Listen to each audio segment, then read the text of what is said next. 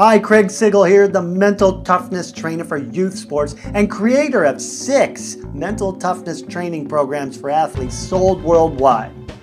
The clock is ticking with only 5 seconds to go, and your kid's team is down by 2 points. The coach puts your child in. You can see and feel that the outcome of the game is all on their shoulders. The team's final winning season is coming down to this one basketball game, to this one final shot. If they win here, the team will finally win the state championship. Lose and their championship dreams are over. The crowd is going crazy.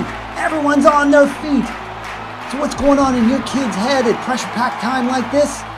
Do they really want the ball with the game on the line? Or are they freaking out inside, worried about blowing it and embarrassing themselves? Can they step up to the free throw line, calm, loose, focus, while blocking out all the fans and the opponents who are desperately trying to get into their head? Your child's skills and abilities in the court are only as good as their mental skills. With practice, they can learn how to block out those distractions. And they can learn how to relax and perform under pressure. They can focus on what is important and let go of their mistakes. How do they handle their mistakes? Do they quickly bounce back from missed shots? You know, the sign of a true champion is how they deal with those poor performances and are able to confidently put the mistakes behind them, learn from them, and become more powerful, more confident because of it.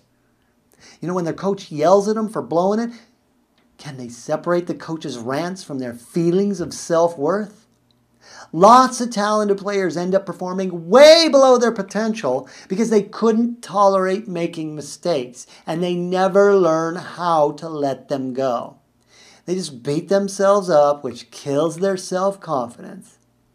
How about a time when they played out of their mind, effortlessly? In order to play their best, they need to trust themselves and let the game come to them. Too many players, they just try too hard to play well because it's the big game or a scout's watching them, and their natural skills and talents will only come out if they relax, trust themselves, and let it happen. Practicing the pressure exercise from the last email will help tremendously. You know, young athletes are especially susceptible to this kind of performance anxiety, that pressure, because they have not been exposed and desensitized to many stressful experiences like us adults and professional athletes have. Going through any experience enough times, even if you're scared, eventually it makes it less frightening. Kids haven't had that advantage.